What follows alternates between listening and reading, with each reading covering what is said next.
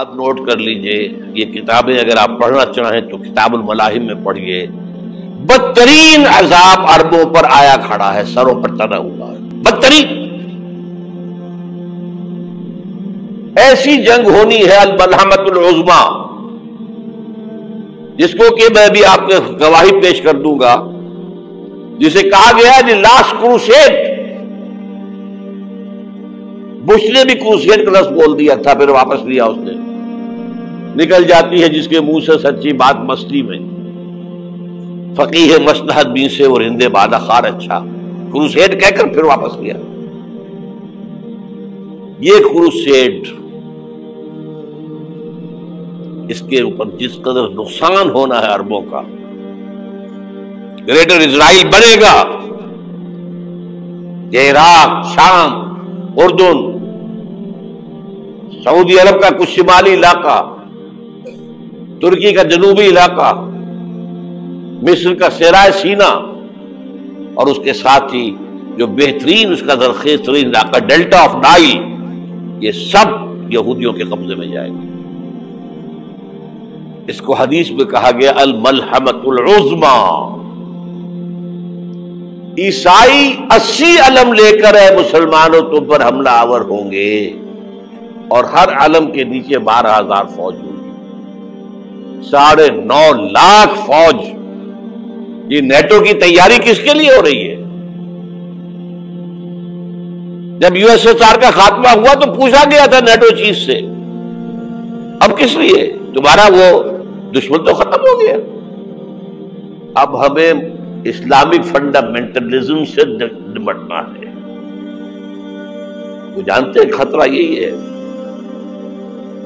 اب اسلام ابھر سکتا ہے، مسلمانوں کے سینوں کے اندر وہ آگ ہے،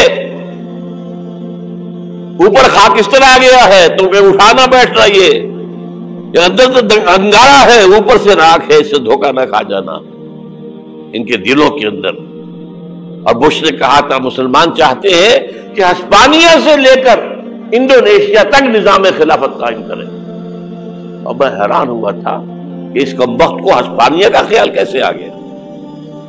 ہمیں تو کبھی آتا ہی نہیں، اب ہم تو بھول گئے، وہ تو 500 برس پرانی بات ہے جبکہ وہاں سے ہمیں نکال دیا گیا تھا۔ اگرچہ اقبال نے کہا تھا ہے ارض فلسطین پہ یہودی کا اگر حق، ہسپانیہ پر حق نہیں کیوں اہل عرب کا؟ ہسپانیہ میں تو 800 سال حکومت کی مسلمانوں نے، اور ابھی 500 برس سے گزرے ہیں نا۔ یہودی تو ارض مقدس سے 2000 سال نکالے گئے، انہیں لا کے آباد کیا گیا، عربوں کے سینے میں خنجر پھونک دیا گیا۔ وہ چھوٹا سا ملک جو چاہتا کرتا، کوئی پوچھنے والا نہیں۔ امریکہ جیسے اپنے بیٹے کی حفاظت کرے ویسے کرتا اس کی۔ اور حضور نے فرمایا ہے وہ جنگ جب ہوگی تو ایک باپ کے اگر 100 بیٹے ہوں گے تو 99 ختم ہو جائیں گے، ایک بچے گا۔ یہ حدیث ہے، حدیث ہے صحیح۔ اور آپ نے فرمایا ویل للعرب من شر قد اقترب، عربوں کے لیے ہلاکت ہے، عربوں کے لیے بربادی ہے اس شر سے جو قریب آ چکی ہے۔ اور آج جس طرح انہوں نے ان کی تہذیب کو اختیار کر لیا ہے، دبئی جا کر دیکھیے، بدترین مغربی معاشرہ جو ہے وہ دبئی کے اندر ہم نے قائم کر کے دکھا دیا۔ اب سعودی عرب اس راستے پر بڑھ رہا ہے۔ اور اس کے بعد نمبر 2 پر جو ہے ہم پاکستانی ہیں،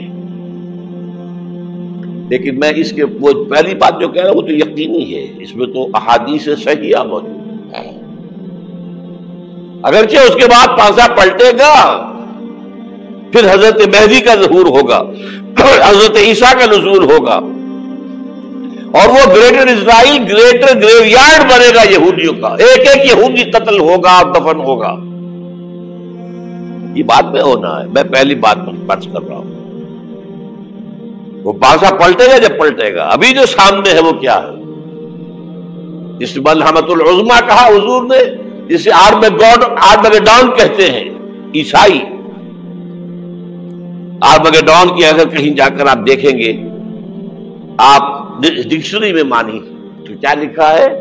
اے very big war which will be fought between the forces of evil and good before the end of this world. اس دنیا کے خاتمے سے پہلے خیر اور شر کی قوتوں کے درمیان بہت بڑی جنگ ہوگی. ارمجدون اسے کہتے ہیں عربی میں، اور آرمگیڈون اسے کہتے ہیں انگریزی کے اندر، اور یہ بائبل کی آخری کتاب کے اندر ہے، جو اس میں کہ مکاشفات یوحنا، ریویلیشنز آف سینٹ جان. یہ تو میں کہہ رہا ہوں یقین کے ساتھ، اور زیادہ دور نہیں ہے، آیا چاہتا ہے. اس لیے کہ یہودیوں کا اور عیسائی جو کنزرویٹوز ہیں، نیو کنزرویٹوز، ان کا 5 نکاتی ایجنڈا ہے متفق علیہ، جس کے تحت یہ جنگ صلیبی شروع کی گئی ہے. تو سن لیجئے آپ. آرمگیڈون نمبر 1، گریٹر اسرائیل قائم ہو جانا اس کے نتیجے میں نمبر 2، مسجد اقصی اور قبۃ الصغریٰ کو گرانا نمبر 3، وہاں تھرڈ ٹیمپل، وہ مسجد جو حضرت سلیمان نے بنائی تھی 1000 قبل مسیح میں، پھر برباد کی تھی نیبوکدنیزر نے، دوبارہ بنائی گئی، پھر دوبارہ ختم ہوئی 70 عیسوی اب تک گری پڑی ہے. ان کا خانہ کعبہ گرا ہوا ہے 70 عیسوی سے لے کر آج تک. ایک دیوار ہے ویلنگ وال، جہاں جاتے ہیں، روتے ہیں، پیٹتے ہیں، ماتم کرتے ہیں، وہاں وہ بنے گا تھرڈ ٹیمپل. اور نمبر 4، اس میں لا کر رکھا جائے گا تخت حضرت داؤد کا. یہ تخت کہاں ہے اس وقت؟ یہ لندن شریف کے اندر جو ان کی پارلیمنٹ کا جو چرچ ہے، ویسٹ منسٹر ایبے، اس میں رکھا ہوا ہے. ایک پتھر تھا جس پر بٹھا کر حضرت داؤد کی تاج پوشی ہوئی، پھر حضرت سلیمان کی ہوئی، پھر وہ پتھر رکھ دیا گیا جب حضرت سلیمان نے بنایا ہیکل مسجد اقصی. وہاں رہا وہ. ہر بادشاہ جو تھا یہودی اسی کے اوپر بٹھا کر اس کی تاج پوشی ہوتی تھی. سن 70 میں ٹائٹس نے گرایا اسے، ہیکل کو، وہ پتھر لے گیا، وہاں سے روم گیا، روم سے آئرلینڈ گیا، آئرلینڈ سے اسکاٹ لینڈ آیا، اسکاٹ لینڈ سے انگلینڈ آیا، اور اب وہ رکھا ہوا ہے 14ویں صدی عیسوی سے آج تک. وہ ویسٹ منسٹر ایبے میں رکھا ہوا، ایک کرسی کی سیٹ میں اسے بنا دیا گیا ہے تخت کی شکل. اب انگریزوں میں کوئی ملکہ ہو، کوئی بادشاہ ہو جس کی بھی تاج پوشی اس میں ہو، یہ لا کر رکھا جائے گا تھرڈ ٹیمپل میں. اور اس پر یہودیوں کے خیال کے مطابق ان کا مسیحا آئے گا جو مسیح دجال ہوگا. عیسائیوں کے خیال کے مطابق حضرت عیسیٰ آئیں گے، وہ ہمارا بھی خیال ہے حضرت عیسیٰ آئیں گے علیہ السلام. بہرحال یہ تو بات کی باتیں ہیں نا. اس وقت جو میں عرض کر رہا ہوں، عربوں پر بہت بڑا عذاب، اور پاکستان کا معاملہ البتہ یہ ہے، میں یقین سے نہیں کہہ سکتا. ہینگنگ ان دی بیلنس، ہو سکتا ہے اللہ تعالیٰ ہم پر رحم فرمائے، ہو سکتا ہے، اگرچہ اس کی کچھ شرائط ہوں گی.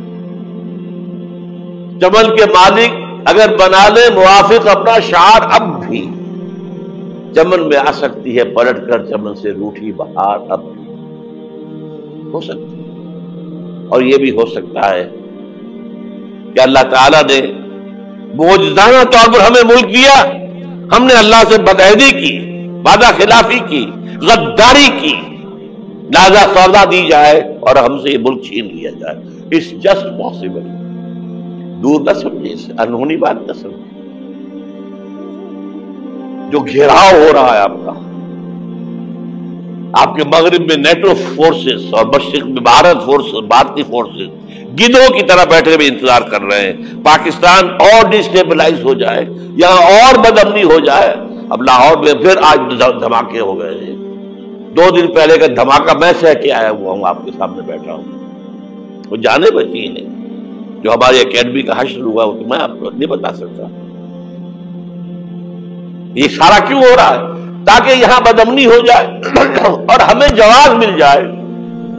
مغرب سے نیٹو فورسز داخل ہو جائیں، مشرق سے بھارتی فورسز آ جائیں اور ہمارے ایٹمی دانت توڑ کر اور پھر ہمیں بھارت کے سامنے ڈال دیا جائے، نو ڈو ایز یو لائک.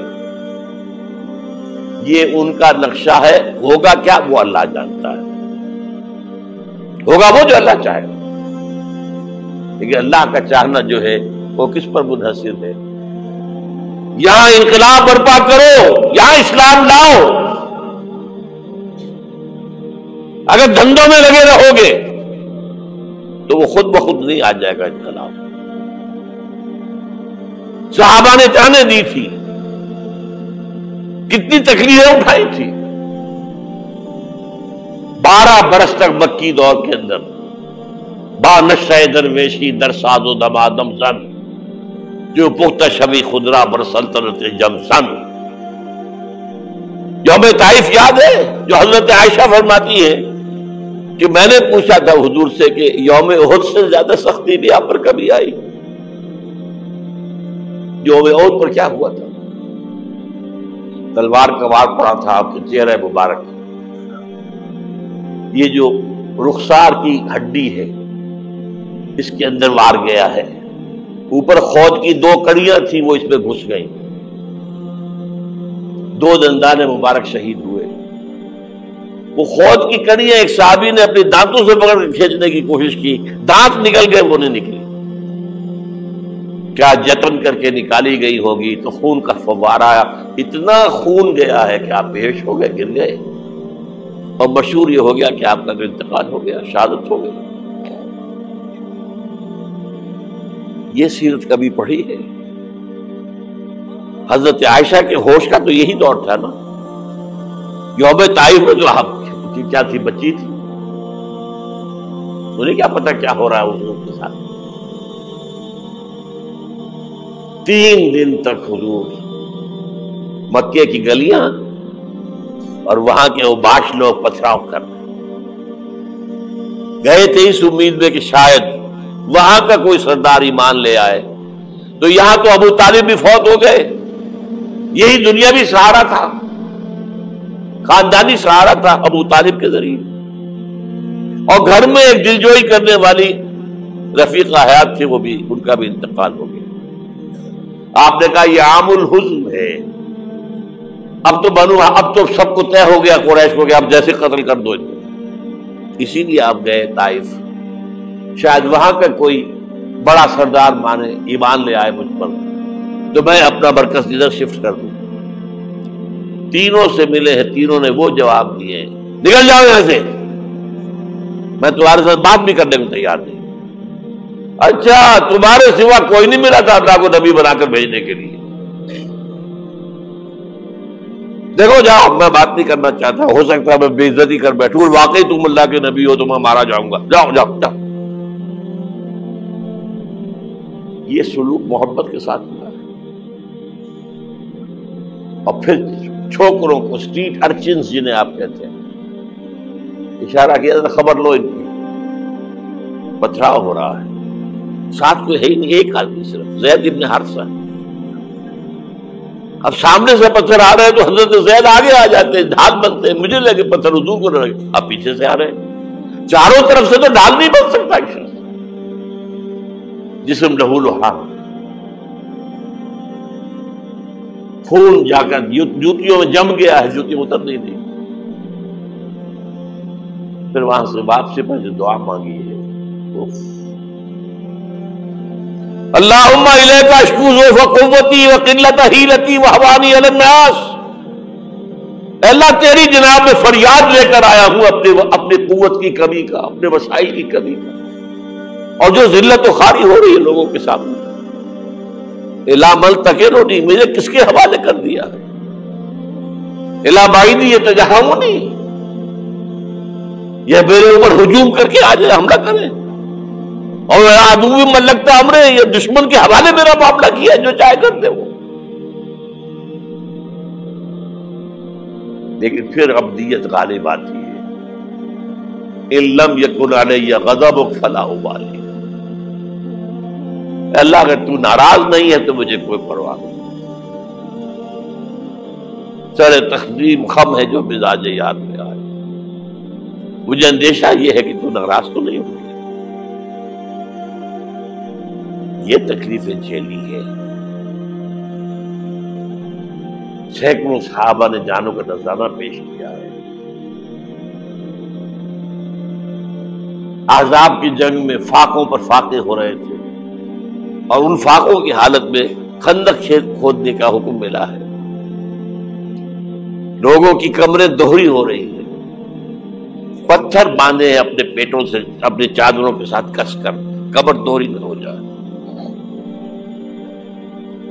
اور جب صحابہ کدالیں چلا رہے ہیں تو کیا کہہ رہے ہیں؟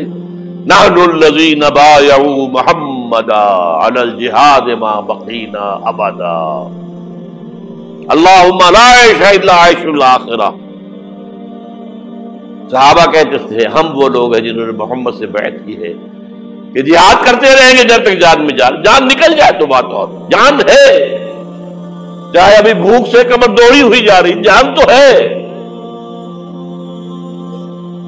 اور ایک دفعہ کہتے تھے اللہم لا عیش الا عیش الاخرہ، اللہ عیش زندگی تو آخرت کی زندگی ہے. اور حضور فرماتے تھے، حضور کے بیٹھے ہوئے نہیں تھے گاؤں تکیہ لگا کر، پتھر اٹھا کر خندق میں سے لے جا کر باہر پھینک رہے تھے.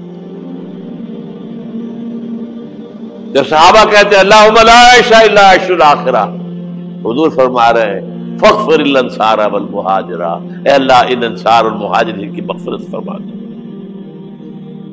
پھر حضور کی خدمت میں کچھ لوگ آئے، حضور اب یہ فاقہ ناقابل برداشت ہو گیا، دیکھیے ہم نے یہ پتھر باندھے ہوئے اپنے پیٹوں کے ساتھ. حضور نے کرتا اٹھا کر دکھایا، وہاں 2 پتھر بندھے ہوئے. یہ ہے سیرت النبی. آپ کس چیز کو سیرت النبی سمجھتے ہیں؟ بہرحال اس موضوع پر میری ایک کتاب ہے منہج انقلاب نبوی، کہ انقلاب کیسے آیا تھا. اگر دل میں ذرا بھی آرزو پیدا ہو گئی ہو کہ اللہ قبول کر لے